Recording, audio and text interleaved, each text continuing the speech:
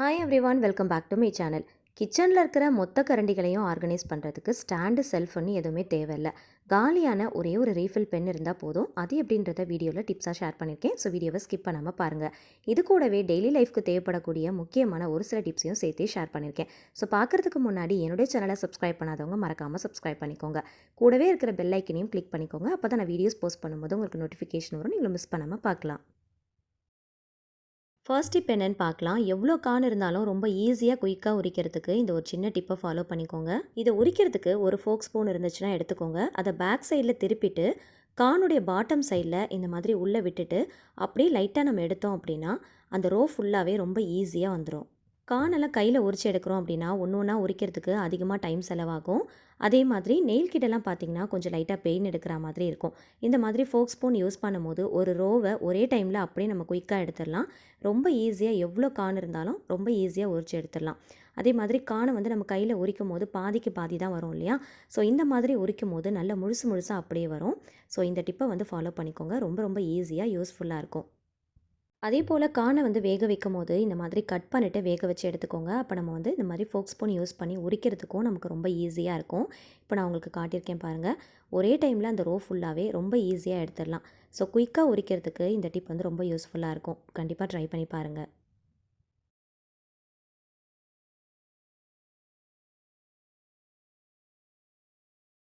Next tip என்னன்றதை பார்க்கலாம். மிளகு, ஜீரகம், சோம்பு இந்த மாதிரி மளிகை பொருட்களை நம்ம வாங்கி வைக்கிறோம் அப்படின்னா ஒரு 1 வீக்கோ இல்லை ஒரு 10 டேஸோ கேப் விட்டுட்டு அதுக்கப்புறம் நம்ம ஓப்பன் பண்ணி பார்க்கும்போது உள்ளேருந்து குட்டி குட்டியாக பட்டாம்பூச்சி மாதிரி பறக்கும். சீக்கிரமாக வந்து பதத்து போன மாதிரி ஆகிடும். அந்த மாதிரி ஆகாமல் இருக்கிறதுக்கு மளிகை பொருட்களை நீங்கள் ஸ்டோர் பண்ணும்போது காஞ்ச வத்தலை இந்த மாதிரி கட் பண்ணிவிட்டு உள்ளே இருக்கிற அந்த விதைகளை மட்டும் இந்த மளிகை பொருட்களில் சேர்த்து நல்லா ஷேக் பண்ணிவிட்டு நல்லா க்ளோஸ் பண்ணி வச்சிட்டிங்க அப்படின்னா அந்த மாதிரி குட்டி குட்டியாக பட்டாம்பூச்சிகள் வராது. நீங்கள் ரொம்ப நாள் கழித்து ஓப்பன் பண்ணி பார்த்தாலும் அந்த பொருள் அதே மாதிரி ஃப்ரெஷ்ஷாக இருக்கும். ட்ரை பண்ணுங்கள். நெக்ஸ்ட் டிப் என்னன்றதை பார்க்கலாம். சார்ஜர் ஒயர்லாம் ஹேண்ட்பேக்கில் கேரி பண்ணி எடுத்துகிட்டு போகிறோம் அப்படின்னா அப்படியே போட்டுட்டோம் அப்படின்னா ஒயர் வந்து சீக்கிரமாக டேமேஜ் ஆன மாதிரி ஆகிடும்.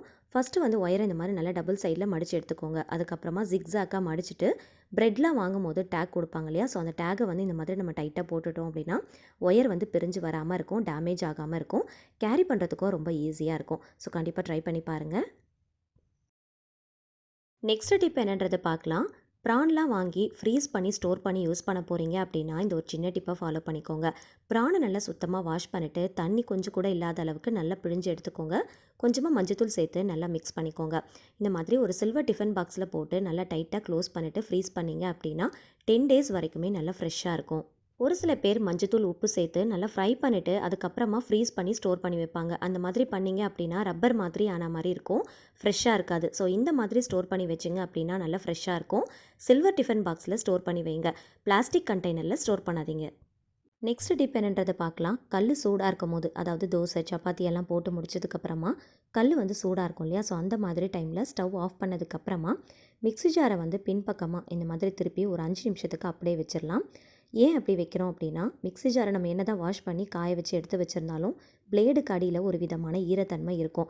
ஸோ ஏதாவது ட்ரை இன்க்ரீடியன்ஸ் வந்து பவுடர் பண்ணுறோம் அப்படின்னா ஈரத்தன்மை இல்லாத டைமில் நம்ம பவுடர் பண்ணால் தான் நம்ம ஸ்டோர் பண்ணி வைக்கிற அந்த பொருள் ரொம்ப நாளைக்கு நல்லாயிருக்கும். ஸோ அதனால் எப்போயுமே நீங்கள் தோசைக்கல்லாம் யூஸ் பண்ணும்போது அந்த மாதிரி டைமில் இந்த மாதிரி மிக்ஸி ஜாரை ஒரு 5 நிமிஷத்துக்கு பின்பக்கமாக திருப்பி எடுத்துக்கிட்டிங்க அப்படின்னா உள்ள அந்த பிளேடுக்கு அடியில் ஈரத்தன்மை சுத்தமாக இருக்காது. நமக்கு யூஸ் பண்ணும்போது ரொம்ப வசதியாக இருக்கும். ஸோ கண்டிப்பாக மறக்காமல் ட்ரை பண்ணுங்கள். நெக்ஸ்ட் டிப் என்னன்றதை பார்க்கலாம். வாங்கிட்டு வர முட்டைகள் கெட்டு போகாமல் அழுகி போகாமல் வச்சு யூஸ் பண்ணுறதுக்கு இந்த ஒரு சின்ன டிப்பை ஃபாலோ பண்ணிக்கோங்க. ஃபஸ்ட்டு முட்டைகளை நல்லா வாஷ் பண்ணிவிட்டு கொஞ்சம் கூட ஈரம் இல்லாத அளவுக்கு தொடச்சி எடுத்துக்கோங்க. தோசைக்கல்ல ஜஸ்ட் ஒரு 2 to 3 செகண்ட்ஸ் மட்டும் லைட்டாக ஹீட் பண்ணி எடுத்துக்கோங்க. கை வச்சு பார்க்கும்போது அந்த ஹீட் வந்து நமக்கு தெரியணும். அந்தளவுக்கு லைட்டாக ஹீட் பண்ணிவிட்டு ஸ்டவ் ஆஃப் பண்ணிவிடுங்க. தோசைக்கல்ல ரொம்ப சூடு பண்ணிடக்கூடாது. கை வச்சு பார்க்கும்போது அந்த லைட்டாக ஹீட் தெரியணும். அந்தளவுக்கு மட்டும் லைட்டாக ஹீட் பண்ணால் போதும். இப்போது வாஷ் பண்ணி தொடச்சி எடுத்து வச்சுருக்கிற முட்டைகளை இந்த தோசைக்கல் மேலே வச்சிடலாம். வச்சுட்டு கொஞ்சம் கூட கேப் இல்லாத அளவுக்கு நல்லா வந்து ஃபுல்லாக கவர் ஆகிற மாதிரி லிட் போட்டு நல்லா க்ளோஸ் பண்ணிக்கலாம். ஸோ உள்ளே வந்து அந்த ஹீட் வந்து அப்படியே சர்க்குலேட் ஆகும். ஸோ வந்து ஒரு 3 to 4 செகண்ட்ஸ் மட்டும் அப்படியே வச்சுட்டு அதுக்கப்புறமா எடுத்து நீங்கள் ஸ்டோர் பண்ணி வச்சிங்க அப்படின்னா முட்டைகள் வந்து எவ்வளோ நாள் ஆனாலும் கெட்டு போகாது. ஸோ எல்லா முட்டைகளும் ஒரே டைமில் தான் வாங்கிட்டு வந்திருப்போம். ஆனால் உடச்சி பார்க்கும்போது ஒரு சில முட்டைகள் நல்லாயிருக்கும், ஒரு சில முட்டைகள் வந்து கெட்டு போன மாதிரி இருக்கும். ஸோ அந்த மாதிரி இல்லாமல் இருக்கிறதுக்கு வாங்கிட்டு வரும்போதே இந்த மாதிரி நல்லா பண்ணிவிட்டு அதுக்கப்புறமா ஃப்ரெஷ்ஷாக நீங்கள் ஸ்டோர் பண்ணி வைக்கலாம். ஸோ இந்த மாதிரி பண்ணுறதுனால முட்டைகள் எதுவும் குக் ஆன மாதிரி ஆகிடுமா அப்படின்னு கேட்டிங்கன்னா கண்டிப்பாக இல்லை. ட்ரை பண்ணி பாருங்கள். நெக்ஸ்ட் டிப் என்னன்றதை பார்க்கலாம். நல்லா ஸ்ட்ராங்காக இருக்கிற மாதிரி மெட்டல் வளையலாக பார்த்து எடுத்துக்கோங்க. எந்த சைஸில் வேணுனாலும் இருக்கலாம். சின்னதாகவும் இருக்கலாம், பெருசாகவும் இருக்கலாம். நல்லா ஸ்ட்ராங்காக மெட்டல் வளையலாக இருக்கணும். கட்டிங் பிளேடு யூஸ் பண்ணி வளையலுடைய ஒரு கார்னரில் லைட்டாக கட் பண்ணிங்க அப்படின்னா ரொம்ப ஈஸியாக கட் பண்ணிடலாம்.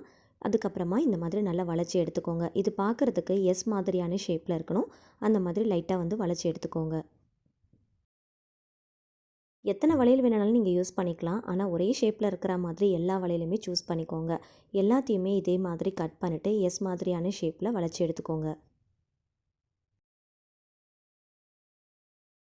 நான் ஒரு டசன் பேங்கில் ரெடி பண்ணி வச்சுருக்கிறேன். உங்களுக்கு எவ்வளோ வேணுமோ அத்தனை எடுத்து நீங்கள் ரெடி பண்ணி வச்சுக்கோங்க. இப்போது கிச்சனில் நான் யூஸ் பண்ணக்கூடிய மொத்த கரண்டிகளையும் ஒன்றா எடுத்து வச்சுருக்கிறேன். எல்லா டைப்லேயுமே எடுத்து வச்சுருக்கிறேன். வடிகட்டி, கரண்டி எல்லாமே சேர்த்து ஒரு 25 கிட்ட எடுத்து வச்சுருக்கிறேன். இப்போ இதை வந்து எப்படி ஆர்கனைஸ் பண்ணலாம் அப்படிங்கிறத பார்க்கலாம். இதுக்காக ஸ்டாண்டோ ஷெல்ஃபோ நமக்கு தேவையில்லை. ரொம்ப ஈஸியாக நம்ம ஆர்கனைஸ் பண்ண போகிறோம். இதுக்காக காலியான ரீஃபில் பென் தான் நான் எடுத்துருக்கிறேன். இதுக்கு எந்த டைப்பில் இருக்கிற பென் வேணுனாலும் நீங்கள் யூஸ் பண்ணிக்கலாம். நான் வந்து காலியான ஒரு ரீஃபில் பென் தான் எடுத்துருக்கிறேன். இதில் இருக்கிற எல்லா பார்ட்ஸையுமே நம்ம தனித்தனியாக கலட்டி எடுத்துடலாம். அந்த சென்டரில் இருக்கிற அந்த பென் மட்டும் நமக்கு போதும். இப்போது நல்ல திக்காக இருக்கிற மாதிரி ஒரு த்ரெட்டாக பார்த்து எடுத்துக்கோங்க. நான் வந்து சணல் கயிறு தான் எடுத்துருக்கிறேன். சணல் கயிறு வந்து நல்ல திக்காக இருக்கும், நல்ல ஸ்ட்ராங்காகவும் இருக்கும். ஸோ அந்த மாதிரி நான் எடுத்துருக்கிறேன். சப்போஸ் உங்ககிட்ட இல்லை அப்படின்னா நல்ல திக்காக இருக்கிற மாதிரி த்ரெட்டோ இல்லைனா கயிறோ அப்படி இல்லைனா ஏதாவது துணியை கூட நீங்கள் கட் பண்ணிவிட்டு உள்ளே போகிற அளவுக்கு நீங்கள் ரெடி பண்ணி இந்த மாதிரி உள்ளே விட்டு நல்லா வந்து டைட்டாக ஒரு பக்கம் விட்டுட்டு இன்னொரு பக்கம் எடுத்தீங்க அப்படின்னா ரொம்ப ஈஸியாக வந்துடும். ஸோ இது வந்து நல்லா வந்து டைட்டாக முடி போட்டுக்கலாம். கலண்டு வராத அளவுக்கு நல்லா வந்து டைட்டாக முடி போட்டுக்கோங்க. நல்ல ஸ்ட்ராங்காக இருக்கிற மாதிரி கயிறை சூஸ் பண்ணிக்கோங்க. இந்த மாதிரி சணல் கயிறை நீங்கள் சூஸ் பண்ணிங்க அப்படின்னா ரொம்ப நல்லா ஸ்ட்ராங்காக இருக்கும். ஸோ அதுக்காக தான் நான் இது வந்து எடுத்துருக்கிறேன். அப்படி இல்லைன்னா நல்லா திக்காக இருக்கிற மாதிரி துணியை கூட நீங்கள் கட் பண்ணிவிட்டு இதுக்குள்ளே போகிற அளவுக்கு நீங்கள் ரெடி பண்ணி இந்த மாதிரி நல்லா டைட்டாக முடி போட்டுக்கோங்க.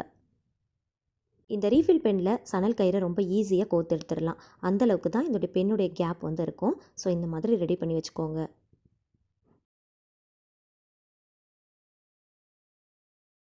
ஆர்கனைஸ் பண்ணுறதுக்கு தேவையான எல்லாத்தையுமே ரெடி பண்ணிட்டோம்.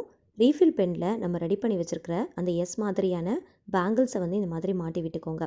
இந்த மாதிரி எஸ் மாதிரி ஷேப்புக்கு நீங்கள் ரெடி பண்ணால் தான் அது வந்து மாட்டுறதுக்கு ரொம்ப ஈஸியாக இருக்கும். உங்களுக்கு எத்தனை பேங்கிள்ஸ் தேவைப்படுதோ அத்தனை பேங்கிள்ஸ் வந்து நீங்கள் ரெடி பண்ணி இந்த மாதிரி மாட்டி விட்டுக்கோங்க. ஸோ நல்ல ஸ்ட்ராங்காக இருக்கிற மாதிரி பார்த்து எடுத்துக்கோங்க. இது பார்க்குறதுக்கு நல்ல ஹூக் மாதிரி தான் இருக்கும். இப்போது நம்ம ரெடி பண்ணி வச்சுருக்கிறத அப்படியே கிச்சனில் ஏதாவது ஒரு இடத்துல ஆணியில் அடித்து வச்சுருப்போம் இல்லையா, அதில் வந்து மாட்டி விட்டுக்கலாம். ஆணி வந்து அடிக்க முடியாது அப்படின்னா ஜன்னலில் கம்பிகள் இருந்துச்சு அப்படின்னா அதில் கூட நீங்கள் கட்டி விட்டுக்கலாம். இதை மாட்டுறதுக்கு ஆணி அடிக்கணும் அப்படிங்கிற அவசியம் இல்லை. ஆணி இல்லை அப்படின்னா ஜன்னலில் கம்பிகள் இருக்கும் இல்லையா, அந்த கம்பிகளில் நீங்கள் இந்த கயிறை அழகாக கட்டி விட்டுக்கலாம். நான் வந்து ஜஸ்ட் உங்களுக்கு ஆணியில் மாட்டி காட்டியிருக்கிறேன். நான் யூஸ் பண்ணுற விண்டோஸ் வந்து ஓப்பன் விண்டோ, அதில் வந்து கம்பிகள் இருக்காது. ஸோ அதனால் நான் உங்களுக்கு ஆணியில் மாட்டி காட்டியிருக்கிறேன். நீங்கள் வந்து ஜன்னலில் வந்து கம்பிகள் இருந்துச்சு அப்படின்னா அதில் வந்து கட்டி விட்டுக்கோங்க. உங்களுக்கு எத்தனை பேங்கிள்ஸ் வேணுனாலும் நீங்கள் ரெடி பண்ணிவிட்டு இந்த மாதிரி மாட்டிட்டு உங்களுடைய கரண்டிகளுக்கு ஏற்ற மாதிரி நீங்கள் ரெடி பண்ணி இந்த மாதிரி மாட்டி விட்டுக்கோங்க. அதே போல் கரண்டிகளை மாட்டும் போது ஒரேடியாக வந்து மாட்டிடாமல் ஃபஸ்ட்டு வந்து லெஃப்ட் சைடு அதுக்கப்புறம் ரைட் சைடு இந்த மாதிரி பேலன்ஸ் பண்ணி 2 பக்கமும் மாட்டி விட்டுட்டிங்க அப்படின்னா கயிறு வந்து சென்டராக நிற்கும். இல்லைனா வந்து ஒரே பக்கம் சாஞ்சா மாதிரி ஆகிடும். ஸோ அதனால் மாட்டினதுக்கப்புறமா நமக்கு கிரிப்பாக நிற்கும். ஸோ மாட்டுற வரைக்கும் ஃபஸ்ட்டு லெஃப்ட் அண்ட் ரைட் சைடில் நல்லா வந்து பேலன்ஸ் பண்ணி மாட்டி விட்டுக்கோங்க. எவ்வளோ வேணுனாலும் நீங்கள் மாட்டி விட்டுக்கலாம். கிச்சனில் நான் யூஸ் பண்ணுற மொத்த கரண்டி வடிகட்டி எல்லாத்தையுமே நான் உங்களுக்கு ஆர்கனைஸ் பண்ணி காட்டியிருக்கிறேன். டோட்டலாக பார்த்தீங்கன்னா ஒரு 25 கிட்ட இருக்கும். ஸோ எல்லாத்தையுமே நான் வந்து இதில் மாட்டியிருக்கிறேன். மரக்கரண்டி, சில்வர் எல்லா டைப்லேயுமே நான் எடுத்துருக்கிறேன். ஸோ ரொம்பவே வந்து நல்லா கிரிப்பாக நிற்கும். ஸோ கண்டிப்பாக ட்ரை பண்ணி பாருங்கள். இப்போது அதிகமான குவான்டிட்டியில் நம்ம கரண்டியெல்லாம் மாட்டியிருக்கிறதுனால நம்ம எடுக்கக்கூடிய அந்த கயிறு வந்து நல்லா வந்து திக்காக இருக்கணும், நல்லா ஸ்ட்ராங்காக இருக்கணும். சணல் கயிறாக இருந்துச்சு அப்படின்னா ரொம்பவே யூஸ்ஃபுல்லாக இருக்கும். மெல்லிசா கொஞ்சம் கூட ஸ்ட்ராங் இல்லாத அளவுக்கு நீங்கள் கயிறாக பார்த்து எடுத்தீங்க அப்படின்னா சீக்கிரமாக வந்து அறந்து கீழே விழுந்துடும். ஸோ அறந்து கீழே விழாமல் இருக்கிறதுக்கு நல்லா வந்து திக்கான கயிறாக சூஸ் பண்ணிக்கோங்க. அதே போல் கயிறு எந்த அளவுக்கு ஸ்ட்ராங்காக இருக்கோ அதே அளவுக்கு நம்ம எடுக்கக்கூடிய பேங்கிள்ஸும் நல்லா ஸ்ட்ராங்காக இருக்கணும்.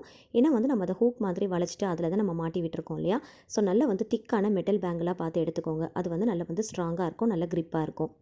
இப்போ பாருங்கள், நம்ம கிச்சனில் நம்ம யூஸ் பண்ணக்கூடிய மொத்த பொருளையும் ஒரே இடத்துல அழகாக ஆர்கனைஸ் பண்ணி வச்சுருக்கோம். இதுக்காக ஸ்டாண்டோ இல்லைனா ஷெல்ஃபோ நீங்கள் வாங்கணும் அப்படிங்கிற அவசியம் கூட இருக்காது. அங்கே இங்கேன்னு போட்டு வைக்கணும் அப்படிங்கிற அவசியமும் இருக்காது. ஒரே இடத்துல அழகாக ஆர்கனைஸ் பண்ண மாதிரி இருக்கும். அங்கே இங்கேன்னு வச்சுட்டு தேடாமல் ஒரே இடத்துல ஆர்கனைஸ் பண்ண மாதிரி இருக்கும். ஸோ பார்க்குறதுக்கும் அழகாக இருக்கும், வைக்கிறதுக்கும் ஈஸியாக இருக்கும், எடுக்கிறதுக்கும் ரொம்ப ஈஸியாக இருக்கும். இது அங்கே இங்கேன்னு மாட்டி வைக்கிறதுனால பார்க்குறதுக்கு அசிங்கமாகவும் இருக்காது. இது ஒரே இடத்துல பார்க்குறதுக்கும் அழகாக தான் இருக்கும். ஸோ கண்டிப்பாக இதே மாதிரி நீங்களும் ட்ரை பண்ணி பாருங்கள். மோஸ்ட்லி ரீஃபில் பென்லாம் காலி ஆயிடுச்சு அப்படின்னா நம்ம தூக்கி போட்டுருவோம் இல்லையா? இனிமேல் தூக்கி போடாமல் எடுத்து வச்சுக்கோங்க. இந்த மாதிரி நிறைய விஷயத்துக்காக நம்ம யூஸ் பண்ணிக்கலாம். இன்றைக்கி இந்த ரீஃபில் பென்னை அழகாக ஒரு ஆர்கனைசருக்காக நம்ம யூஸ் பண்ணியிருக்கிறோம். ஸோ இந்த மாதிரியான ரீயூஸ் ஐடியாஸ்லாம் உங்களுக்கு பிடிச்சிருந்துச்சுன்னா மறக்காமல் லைக் பண்ணுங்கள். ஃப்ரெண்ட்ஸ் அண்ட் ஃபேமிலிஸ் கூட ஷேர் பண்ணிக்கோங்க. அவங்களுக்கும் ரொம்பவே யூஸ்ஃபுல்லாக இருக்கும். ட்ரை பண்ணி பார்த்துட்டு மறக்காமல் ஃபீட்பேக் ஷேர் பண்ணுங்கள். இதே மாதிரி யூஸ்ஃபுல்லான டிப்ஸ் அண்ட் ட்ரிக்ஸ் தெரிஞ்சுக்க என்னுடைய சேனலை மறக்காமல் சப்ஸ்கிரைப் பண்ணிட்டு தொடர்ந்து சப்போர்ட் பண்ணுங்கள். Thank you so much. கீப் வாட்சிங்.